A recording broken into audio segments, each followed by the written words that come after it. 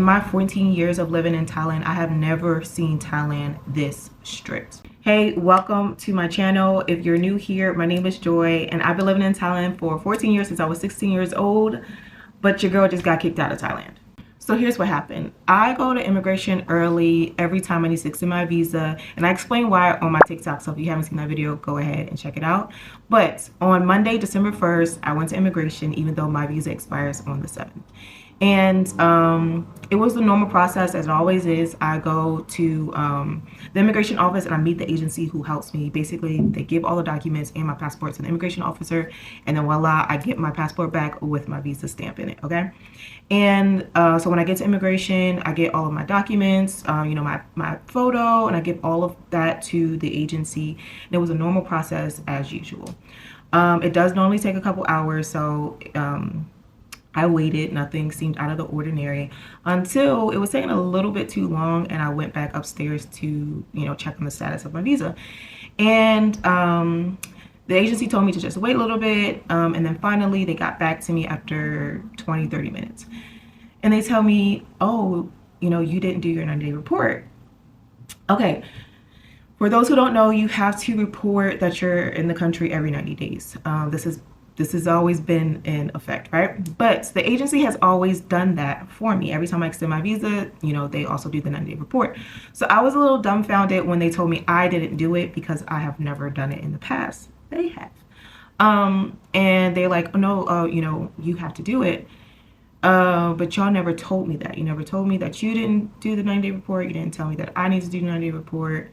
And so, you know, maybe I should have double checked on that. But granted, if I've been doing this for so many years, why would I think to, yeah. Well, it is what it is. They told me that if I go and do the 90-day report on my own, I have to pay a 5,000 baht fine. And if they do it, that I only have to pay a 2,000 baht fine. I said, no brainer. I'm going to give you the 2,000 baht. Go ahead and pay the fine and bring me back my passport with my visa, please. They went back to immigration, came back to me another hour later and was like, oh, sorry, the immigration officer said no. What? Now, normally, not doing your 90-day report when you're supposed to does not get your visa denied. It's not like a criminal offense. And in fact, if you have up until a 7-day grace period, if you report after that 7 days, then you do have to pay a fine. Normally, if you get stopped walking, you know, down the street and immigration just randomly stops you and sees that you don't have that 90-day report, then you do have to pay 5,000 baht fine. But if you go into immigration yourself and report yourself, then you do have to just pay a 2,000 baht fine. So that was a little indiscrepancy that the agency had told me. Was like, if I do it myself, it's 5,000, and if they do it, it's 2,000. That wasn't necessarily true. It was always 2,000 since I was already at immigration, but that's neither here nor there. I was definitely like taken aback because I've never been denied my visa before. And that just goes to show how strict immigration is right now. The visa I was on was a non-immigrant ED visa. The reason why I was on an ED visa and not something like the DTV is because the time that the DTV came out, I was already on a business visa. I was working in Thailand for a company in Bangkok, right? And so there was no reason for me to get the DTV.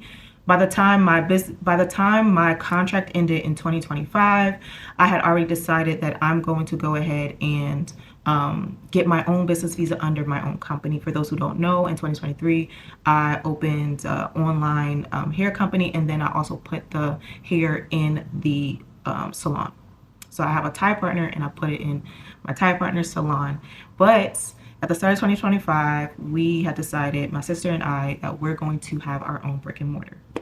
Now, I've been talking about this for a long time on my TikTok live, so it's nothing new, but it's taken a long time for the documents to come out. For anyone who does have a business in Thailand knows that it's not a quick process, okay? But outside of that, my Thai partner is also having her own issues. She's involved in a lawsuit dealing with a Thai developer where they're not trying to give her her 400,000 baht deposit back from a previous salon she's had. So it's been a lot on our end in terms of the business and trying to get the documents needed for my new business visa. So I was advised to get the ED visa so that I have some time while I wait for the business visa. Well, now we're here where we are, and that is why I was on an ED visa and why I did not get the DTV. So a lot of people ask me, Joy, you've been here for 14 years. Why don't you have a long-term residency or citizenship? Well, for many reasons, but first let me say it is not that easy. So before you can get your citizenship, you have to have permanent residency status first, and that is not the same thing as the LTR, long-term residency visa. It's not the same. The LTR is a long-term residency visa, but it's only eligible for 10 years, so you do have to renew it. You can work on it, but it does not give you permanent residency status, and it does not grant you citizenship. In order to get citizenship, you have to have permanent residency first. Before you can get permanent residency, you have to live in Thailand for 3 consecutive years on a non-immigrant visa. So that would include non-MO, which is like a dependent visa, guardian visa, or a marriage visa, non-B, which is the business visa, non-ED, which is education visa. And being on that for 3 years straight can grant you citizenship along with, you know, along with other criteria as well. I will say that getting permanent residency is not guaranteed, and it can take, like, the processing can take like up to 1 to 2 years. Let me share why I don't really care to have citizenship, LTR, or permanent residency. Outside of the fact that the LTR visa is extremely expensive, I came here when I was a kid, so we got to shave off a couple years. As a child, I'm not thinking about Thailand. Like, I'm not thinking about living in Thailand long term. All right, I'm thinking about going to school. I'm thinking about, you know, having fun with my friends. Like, I'm thinking about kids stuff. All right, I can say by the time I became an adult, I saw enough as a child that I did not want to live in Thailand forever. I believe that Thailand is meant for, you know, those who are retired, in terms of they've lived their life, they've had their family already, and now they want to settle down, right? Then for digital nomads, singles, those who kind of like want to live life, okay? The freedom, the easy lifestyle, you know, wake up and you see the beach and, you know, everything is super affordable. Thailand is great, but in terms of having a family, you know, having a husband, raising children, to me, that's not what Thailand is for, even though people do it, but it's not for me. And the reason why is my experience. I grew up, and I don't want to say too much and get in trouble, but I don't know if I can use certain words, but let's just say it. Drugs are heavy in Thailand, okay? It's easy to get them, and I mean hardcore drugs are normal, all right? It's really easy to get them, and fortunately, my mom raised me well, you know, and I don't want to say I don't want to say the people I knew growing up, you know, weren't raised well, but there's just something different about a black single mom, okay? I did what I was supposed to do, and I knew what not to do. And then also, maybe it's a Leo in me, but I don't succumb to peer pressure, right? But I witnessed lots of house parties. I've witnessed lots of drugs. Coming to Thailand, it's like you're in a whole different world, a different atmosphere, and Thailand will turn you out. That's it. I've seen a lot of people lose their way living here, and I am not trying to have that happen to my children, okay? Especially because I won't be able to watch them 24/7. And so the fact that it's easy for you to get certain things that should not be easy. I can go into 7-Eleven and get alcohol for the low without being carded. In other countries, it's not like that. I feel like that's the beauty of Thailand in a way, but that's also what worries me when it comes to, you know, children. And because I won't always be there, I rather them be in an environment where it's more restricted to do certain things. Y'all get what I'm saying? So that is why I feel like I can't live in Thailand forever, because I can't really raise children, teenagers at least. Little small kids, fine, all right? But teenagers, I wouldn't want to raise my teenagers in Thailand, number one. Number two, dating in Thailand is super hard. I have dated, obviously, and I have been married and divorced. So, and I know every couple I have ever met in Thailand, even close friends of mine, have all gotten divorced or broken up. I don't know what it is. I do know what it is. Because easy access. The same way children have easy access to drugs and alcohol and parties and anything in Thailand, it's the same way men and women, I'm not excusing the women because they be outside too, but men and women have easy access to one another. Thailand has a very sexual culture, very sexual nature. And it's easy to get sex. If you constantly have all these temptations, you're possibly fighting with your spouse, and then you have people, women or men, constantly in your face showing you attention and love and, you know, all the things, it's easy to fall into the trap. That is why I don't see myself living in Thailand long term. So what is the point in me trying to get a citizenship or permanent residency? That's why I didn't have a DTV visa, and that is why I was on an ED visa waiting for my business documents, and why I don't want citizenship or permanent residency here. In my 14 years of living in Thailand, I have never seen Thailand this strict. I've never seen it this strict. Now, these rules have always been in place. The new rule is just about the border runs, but these other, like, I guess, restrictions or, you know, strict measures that the officers are upholding was literally under the discretion of each individual officer.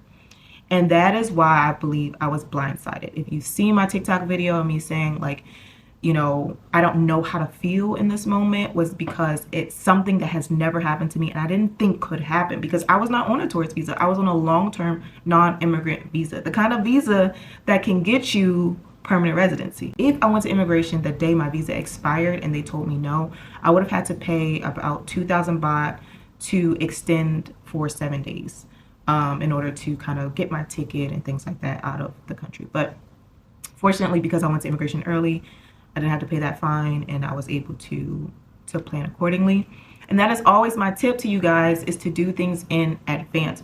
You're in a foreign country and anything can happen. There is nothing that will guarantee you to be able to stay unless you are a citizen. So even with your permanent residency and your long-term visa and your DTV and your X, Y, and Z, there is nothing guaranteeing you staying in anyone's country except for your own. I'm not upset that, you know, the rules have tightened or that the officers are strict or anything like that. We are in someone else's country, and so not only do we have to abide by their rules, but whatever the decision they make, okay?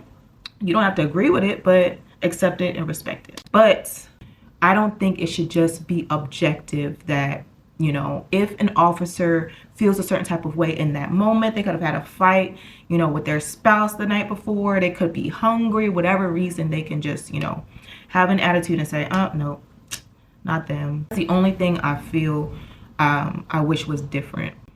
But everything else I understand, I accept. I wasn't, I don't know if you would say I was kicked out. I feel kicked out because I had to leave. I was forced to leave when you know, the officer could have easily just gave me the visa, you know, could have just easily stamped. You know, I paid the 90-day extension fine, and then that's that. And if you Google, y'all, because I know some of the comments are going to be like, oh, well, you broke the rules of this and the third. For one, the agency has always done it and was supposed to do it, or at least tell me to go ahead and do it, because they're not, number one. Number two, even if, you know, okay, the 90-day extension rule was broken and I didn't file, right? There is nothing on the website, there's nothing on Google, there's nothing anywhere saying that if you don't do this, your penalty is visa cancellation. That's not a thing. The fine is that you pay money if you don't do it. That's it. So I don't believe the 90-day report should have had any merit in them not extending my visa. And so, but that is a theory. It's a theory that that's possibly why, because it was only after that situation that the officer said no. right? And maybe he just felt like it was too complicated. He didn't feel like dealing with it. So, you know. My other theory is that because I've been in Thailand for so long, and they're looking at all my visas, they're like, this girl, maybe they wanted me to have permanent residency, or maybe they wanted me to have like a long-term visa. Probably wanted me to have like the 5-year, 10-year, those kind of visas. I'm not paying that money, okay? I got here as a kid in the same way that y'all were hustling and bustling when you were in college and your first job was McDonald's or Wendy's or whatever. I had to do the same thing, y'all. Like, I didn't come to Thailand and I just had millions and millions of dollars. Like, no. I had to hustle, and I had to, you know, find where to work, how to, you know what I'm saying? You know what I'm saying? And I can't get no loans out here. I can't get no government assistance or anything like that. So I really, in terms of, you know, making it, got it out the mud, living in Thailand all my life, being like growing up out here. So I don't have a million baht to spend on a 10-year visa. And 10 years ago, I was 20. So tell me a 20-year-old who has a million baht to spend on a visa. I really have to take that into account. Yes, I've been here for 14 years, but I was a kid when I originally got here. So we got to shave some of them years off in terms of what I am capable of doing.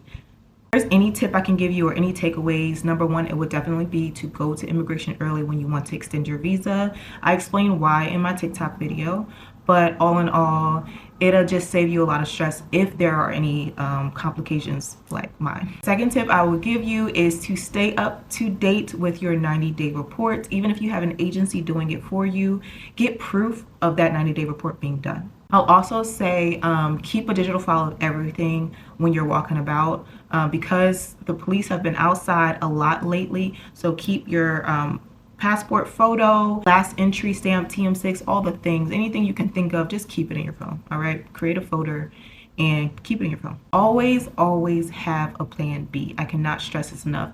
If I did not have a plan B, I don't know where I would be. All right, if I did not have the funds to just pick up and go like that, what would I do? Y'all would see another GoFundMe. There will be another GoFundMe. No, we can't do that, y'all. Plan in advance. Have a plan B and a C. All right. By plan B, I mean plan B visa. All right. So not even necessarily what country to go to next, because you're just going to have the same issues over and over. I mean, have different types of visas that you can do, right? I was on an ED, but I knew I was getting the documents for my business visa. And I also knew that the DTV is down the street. If I really needed it, boom. So have alternatives. Another tip is don't really rely on what immigration usually does, especially the times we're in now. Don't rely on what they normally do or what they usually do, because like I said, extensions or entry into the country is under the discretion of that individual officer. So you can get one officer one day and they deny you. You get one officer another day and they are in a good mood and they're just stamping you in. All right. You just never know. So you have to plan with that in mind. And lastly, I say just have emergency money. Like I said, you need to be able to get a real quick flight if need be, get a really quick visa if need be, go back home to your country. So always have emergency money. We're living in someone else's country. This is not our home, which means we can be kicked out at any time. All right, so that's it for the video. I hope I answered, you know, most of your questions. If you have any others, just go ahead and write them down below. Go ahead and subscribe to my channel because I will be doing more informational videos like this one. Like the video if it's helped you in any way. I'm Joy. I've been living in Thailand for 14 years since I was 16 years old. So you know, I know what I'm talking about, even though I got kicked out. But actually, you be the judge of that. Did I get kicked out or not? My verdict is yes, because I had to go. But I'm not banned. I wasn't deported. So some people will say I wasn't. I don't know. I'll see you on the next video. All right. Bye.